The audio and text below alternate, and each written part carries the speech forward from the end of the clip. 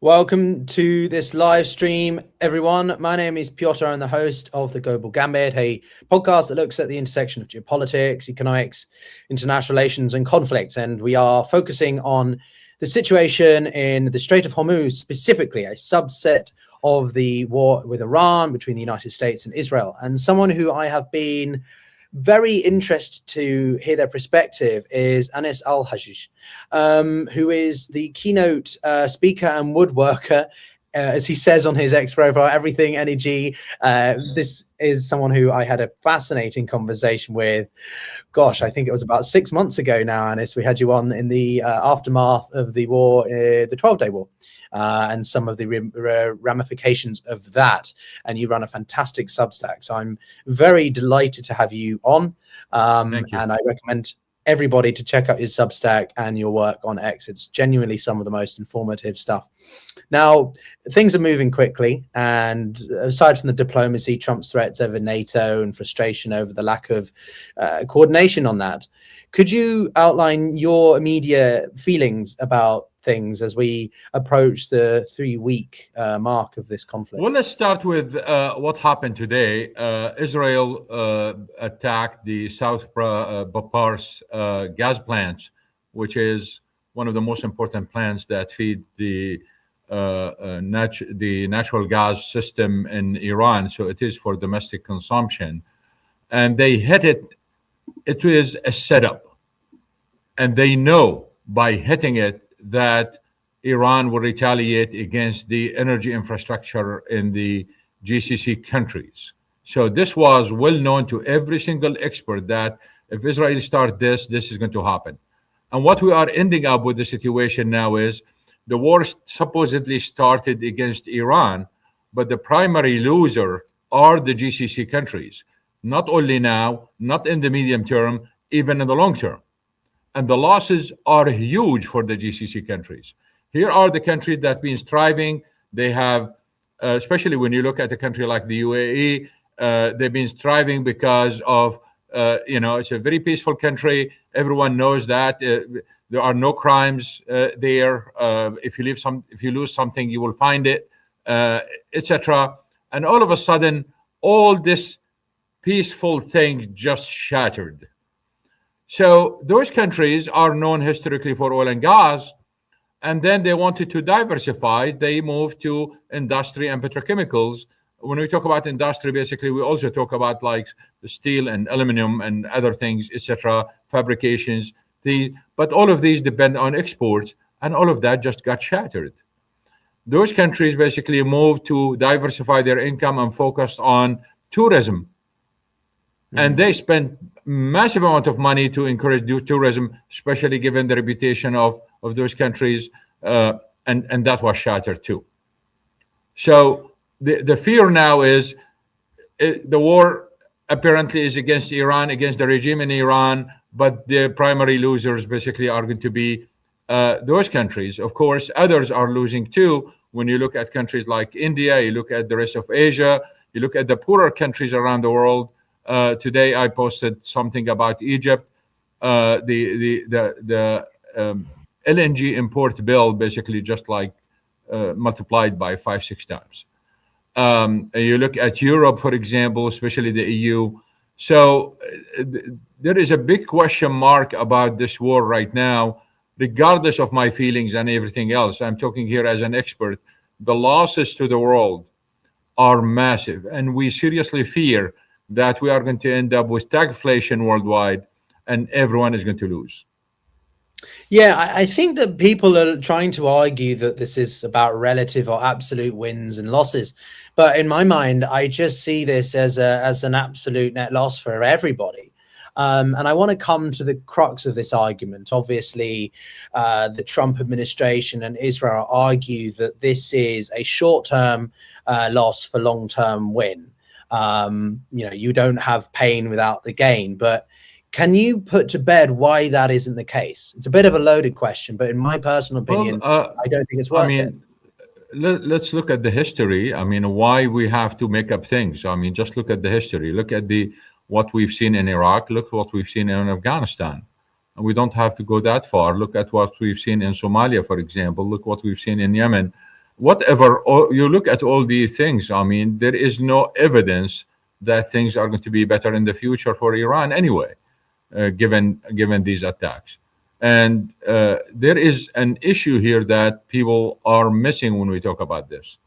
There is always in the Western press and the Iranian monarchists, basically, there is this idea that we have to dehumanize the other side. Now, is the other side a criminal? Yes. No, I mean, look at what they've done in Syria. Look at what they've done in other places, Lebanon, etc. We are not denying that. We are not saying that the regime is clean and all. No, we are talking about dictatorship. We are talking about criminality here, etc. But to dehumanize people in a way, the way they are talking, it's just not beneficial to anyone. And at the same time, when you look at the history of Iran, there are several lessons. We don't have to go even to other countries to learn things. The history of Iran basically is a very rich history in everything, whether the good and the bad. So if you look at the last 110 years or 220 years, we had 5 regime changes in Iran. Every regime change, the military was involved. So the idea that we can make the situation worse in Iran by cutting off gas supplies, by destroying the gas facilities, so they will not have, the power plants will not be running, and therefore people will go to the street and the regime will collapse. It's a complete nonsense. We don't have any evidence of it from the history of Iran itself. It was the military. 4 times the Iranian military basically made the choice. 1 time, basically, we had an invasion by the British and the Soviets that changed the regime in Iran. So even if you look at other countries, including Egypt and Tunisia during the Arab Spring, etc., it was the military that made the decision. It wasn't the demonstrations. So you need that change to start talking about regime change. But to, especially for the monarchists, basically, let me put it this way. Even when you look at Syria, for example, there was a fight on the ground to change the regime. And those who won in Syria at the end, whether you agree with them or not, it doesn't matter. They've been fighting. And the lesson to the monarchists, basically, is you cannot sit in the United States or Canada or UK and ask someone else to fight for you and you think you will win. No. So very simply then, who does control the Strait? Let's just cut out all the noise. Is Iran in charge of it? Is America? What is the situation on the ground? And are we seeing let's put it this way. The Iran never had the capability to close the Hormuz Strait. Iran does not have the interest in closing the the Strait of Hormuz. And the reason why, because most of their imports come through the strait and most of their exports go through the strait. And the third point is they will hurt their friends more than their enemies. Israel does not import anything from there. The imports of the United States are very, very limited. So it does not make sense for them to do it. Most of the strait basically exists in Oman, does not exist in Iran. But they can cause problems. It's not necessarily to be the government, but the cronies, for example, or the Revolutionary Guard, they can cause problems. But those problems do not close the strait. So let me put it this way. We had the 12-day war in June. The strait was not closed. Iran continued to export oil the same way Iran basically continued to export oil now. The only oil basically we've seen flowing every single day through the Strait of Hormuz was the Iranian oil, despite everything. So during the 12-day war, we did not have this fiasco that we have right now because the insurance companies, they just raised the rates and they did not cancel. And you look at the Red Sea, when the Houthis start attacking ships, they literally attack ships, burn them, and literally the ships were sunk. We did not have any ships sunk in the Gulf. Yet, the insurance companies, through the 2 years where the Houthis basically supposedly attacking ships, we did not see cancellation of insurance. All of a sudden here, woke up one morning and insurance was canceled. And the question is why? Why this time is different? And when you talk about VLCCs, the largest oil tankers, you talk about the LNG tanker, these are very expensive ones, etc. You cannot take them without insurance. You have to be insured. And if no one is going to insure you, or they are going to insure you, but you have to pay an arm and a leg for it, then the ships are not going to move. There were many solutions. So notice the following. I've studied every single statement of Donald Trump since he was 28 years old until now. I studied every single interview, every single book he wrote, everything he said about the oil industry.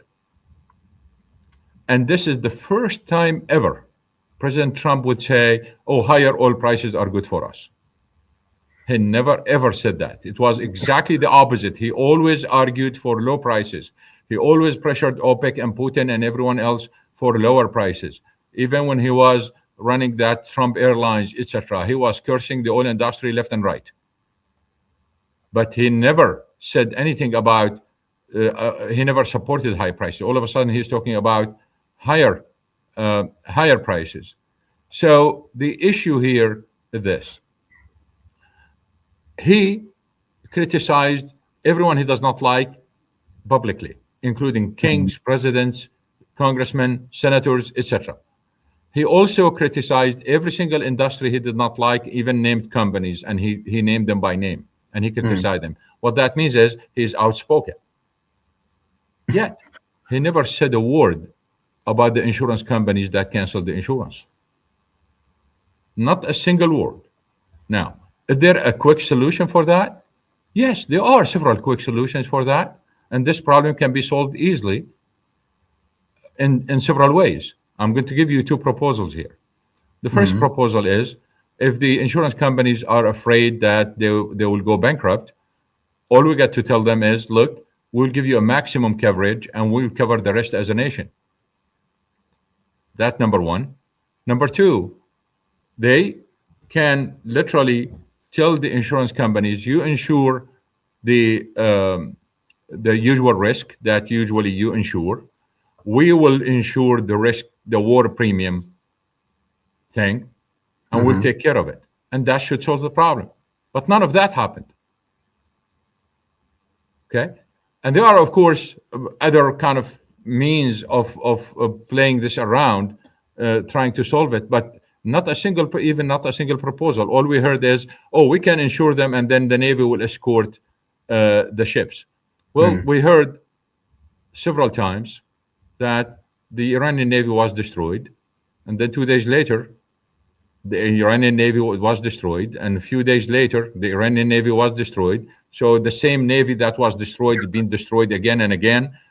Well, if the Navy was destroyed, why do you need the U.S. Navy to escort ships in the first place?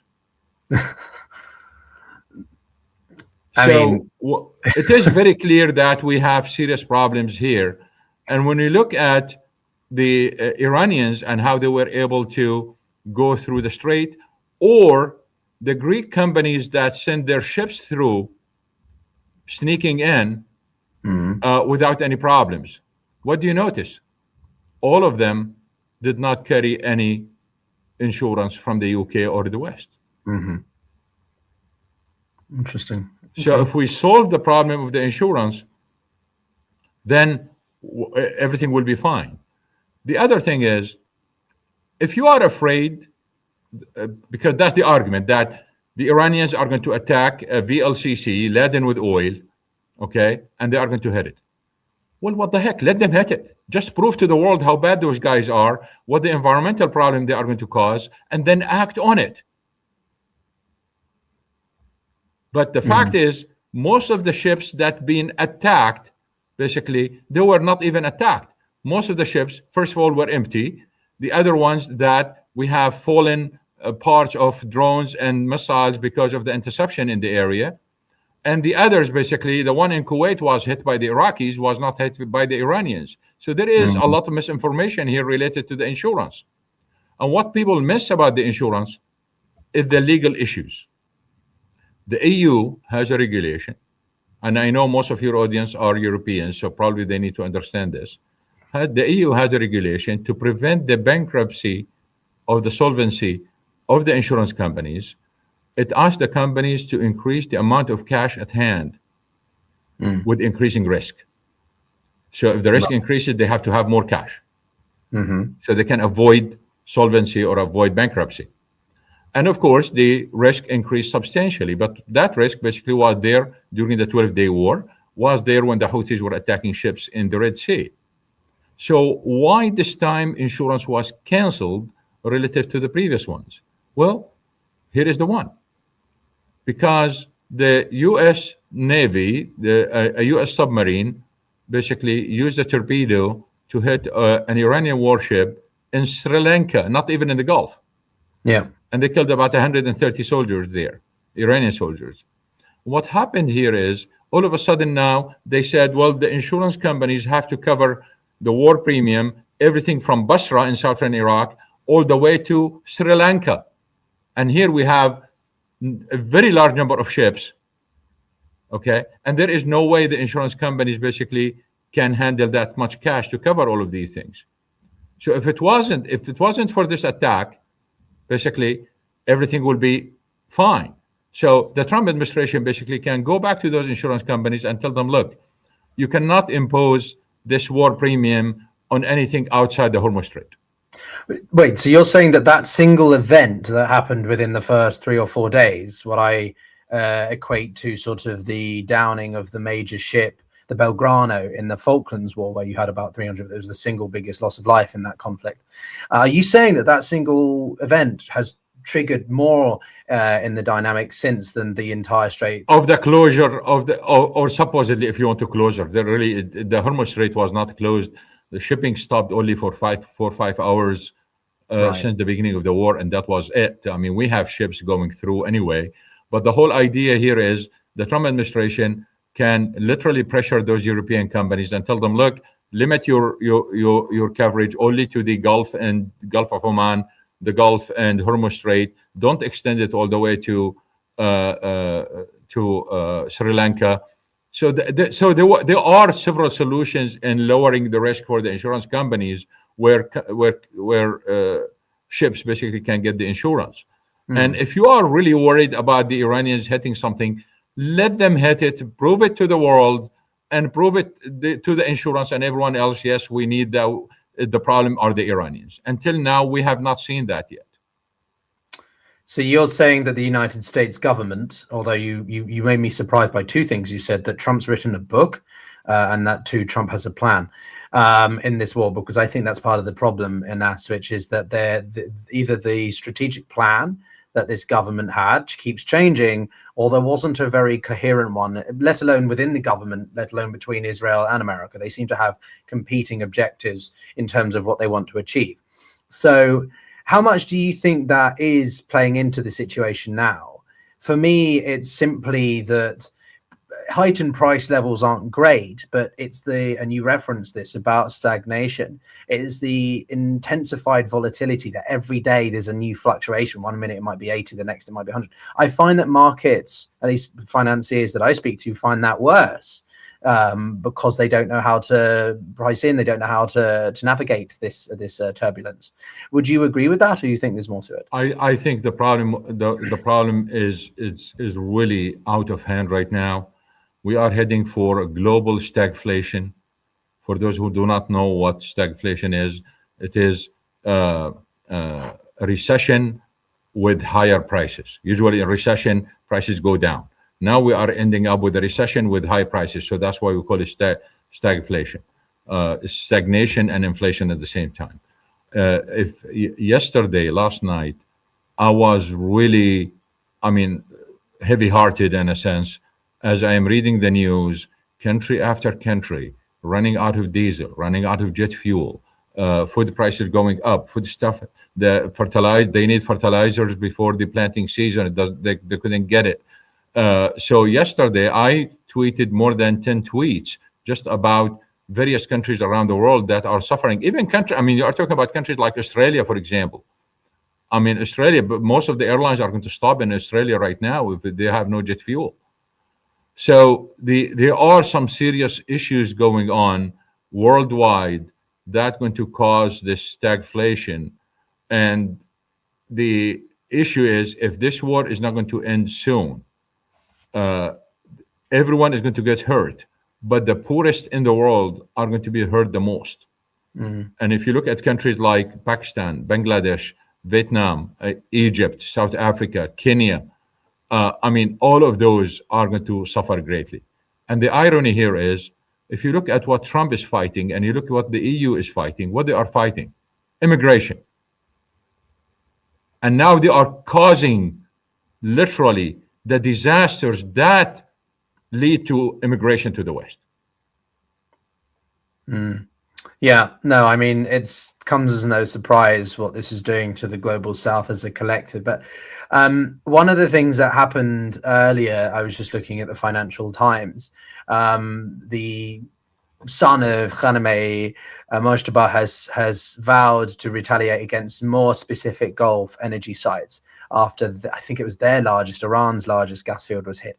What does this do for gas? Because there's been a lot of emphasis on oil, but there's also a consideration of LNG. Yeah, there are two issues here. And seriously, this is getting out of hand in every sense.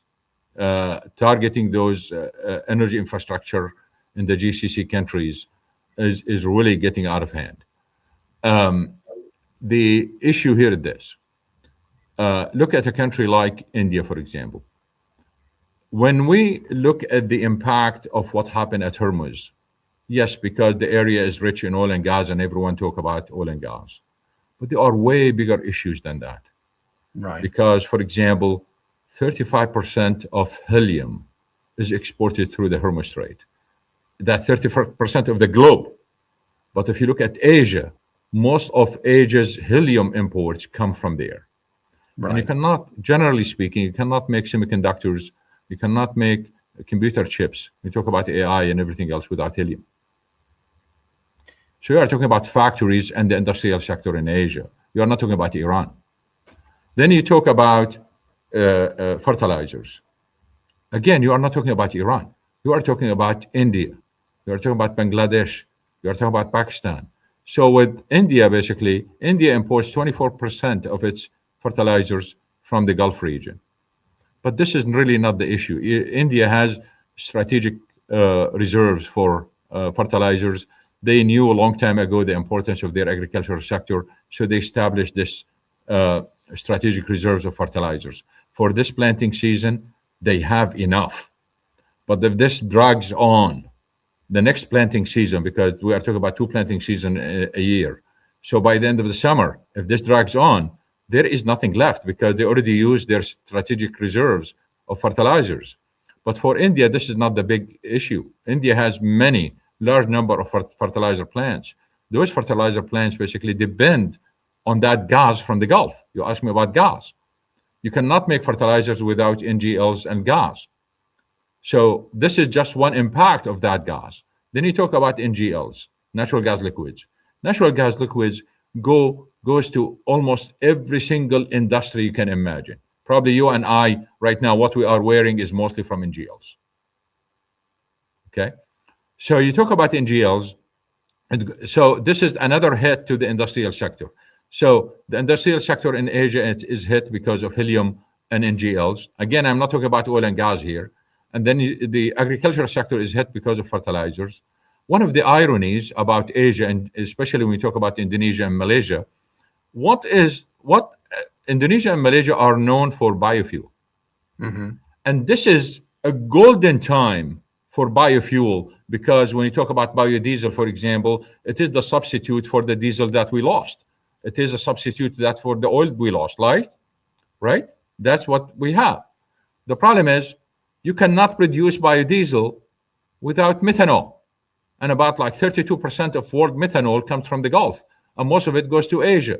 So all of a sudden, their biofuel industry basically is nailed right now because they don't have the methanol. So again, they are not hurting Iran. They are hurting the rest of Asia. And they are hurting the most populated countries in Asia. And I'm not talking about China.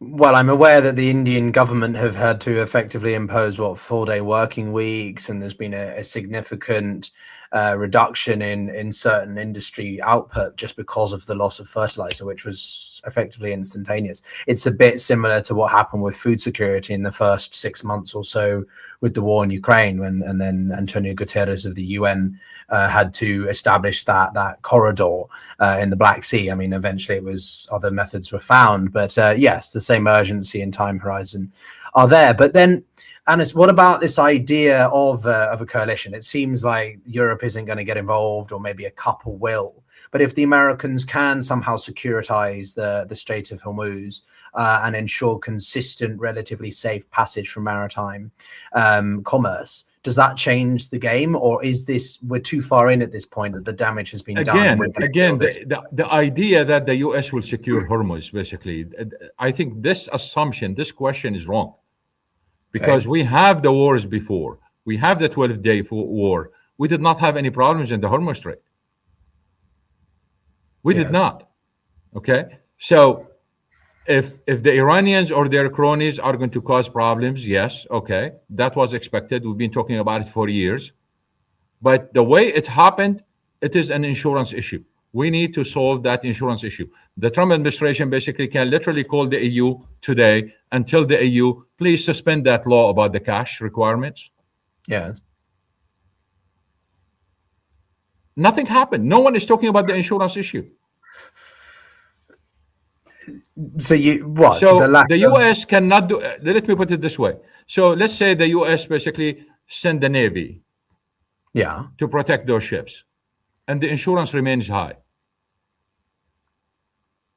Why ships are going to go through the Hormuz Strait if the insurance remains extremely high like this? So just the escort itself does not solve the problem. Solve the insurance problem first, and then talk about the others. And if the other issue here is, if the Iranians are going to hit a VLCC that is laden with oil, and they are going to spill 2 million barrels of oil in the strait right there, guess who is going to lose the most? They have about more than 65 water desalination plants in the Gulf. More than 65. So how they are going to provide water for those small communities along the Gulf? And Iran, by the way, has been suffering from historic drought where rivers and lakes basically just dried out. That's what led to the protests, partially. Okay. So that's why if the issue is Iranians hitting those boats, let them hit it and prove to the world, look, they caused this massive oil spill, and the cost basically is going to be tremendous, of course. But let the world basically see that crime. But all we've seen so far, that even with the direct hits on ships, we did not see any ship sinking, and the ships, basically some of the oil tankers were the ones in the area, not outside the area, were empty. So really, where is that danger? I want to see that danger. So what about these alternative strategies, these contingency plans of trying to funnel energy through across Saudi Arabia, or alternative methods, alternative sources of energy? Yes. Be that in Russia. Here we are talking about mitigation effects. Okay. Right. We cannot replace what was going through the Hormuz Strait. So let's forget about replacement. We can mitigate. And there are several ways we can mitigate. Some of them are already happening. The fastest way that we've seen are what the Saudis have done. The Saudis immediately, the utilization of their pipelines, the 2 pipelines, was very low. So they were ready. Immediately they switched to the west. And for those who would like or who are following me on Twitter, they can see the maps and the number of ships. This morning, we had 26 tankers full of Arab light crude leaving the Western Saudi Arabia. 26 tankers. Most of them basically are VLCCs. So we are talking about a major increase in shipments. All of them are going to Asia. So that is a mitigation, and it was the fastest and the best and the cheapest. And one thing that, because people kept telling me on Twitter, oh, wait until the Houthis attack. This is angered me for a reason, because those people who are talking like this, it seems like they wish they will see an attack. Okay.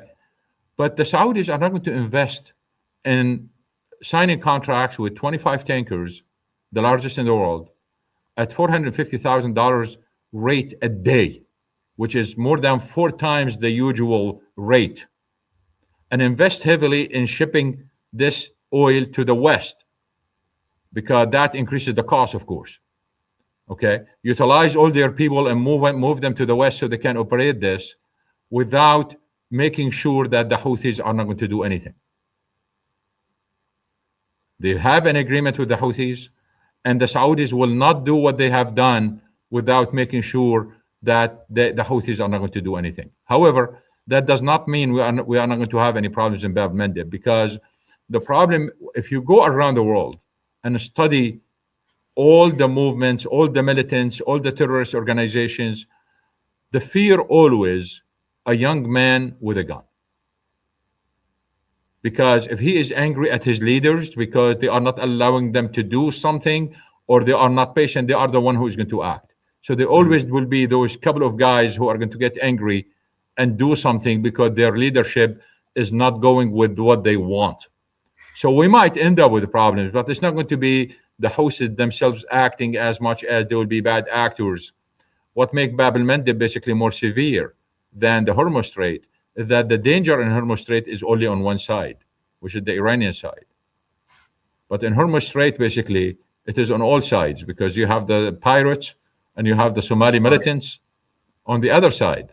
So that's, but again, the Saudis would not have invested this much time and money and efforts if they did not guarantee the safe passage of those. And we already seen more than 20 tankers basically passing through Bab el-Mandeb without any problems. So that's the first level of mitigation. The second one is the Emirati pipeline from Habshan field near Abu Dhabi to Fujairah. This been, I think, halted off and on, or at least the ships basically were not there because Iran kept hitting that area. But they used to export about 1 million barrels a day. They increased exports to 1.5. So we have about probably 4 to 5 million in Saudi Arabia. We have about 500 from UAE. Then Iran itself basically is using its own pipeline. So they have a pipeline from the north to the south that circumvent Hormuz Strait, and they start using it. Our estimate is 300 to 500. So here we are talking about probably 6 million or more, just kind of around that level. Then Iraq basically started exporting from the north, but that's a very small amount, about 200,000. So that's what we have in terms of pipelines. Then you have the strategic petroleum reserves are going to be released.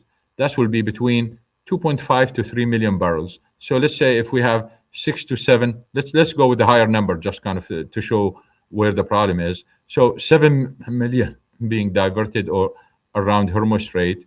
And then we have 3 million coming from Europe and the United States in terms of SPR. So here we are talking about 9. And then we have about 2 to 2.5 million coming out of China in terms of releases from their inventories. Again, I'm looking at the highest numbers here. So we're talking about 11 or so. Then we have some demand decline and demand destruction. At the same time, we have some conservation. We've seen what happened with the airline cancellations and everything else. So here we are talking about, in the best of circumstances, we are talking about probably 11 to 12 million. But what we lost was 20 million. So that's why it is mitigation, but it does not replace what's going on. So if this war is going to drag on, oil prices will continue going up because we have those shortages that we cannot compensate. And if we continue going with this war, we are going to end up with that stagflation that's going to reduce demand substantially, where we have no shortages anymore. But if we can take a step back and do some comparative analysis to the war in Ukraine, when the Russians fully invaded in February 24th, what we saw in terms of price levels of oil. 2022, February 24th. on 2022. When that happened, price levels rocketed, and from my understanding, relative to where we are now, it's still quite a lot lower. So do you think that the duration of this war, as much as the actors involved, will be the predominant determinant of this? Because it wasn't a major there is a big difference between what happened in 2022 and now. A big, massive difference. This is like multiply it by 100 times, right? Okay. And I will explain to you and the audience why it is different. First of all, we did not lose Russian oil. We did not lose any. Look at the numbers. It's just reallocated. So why did oil prices go up?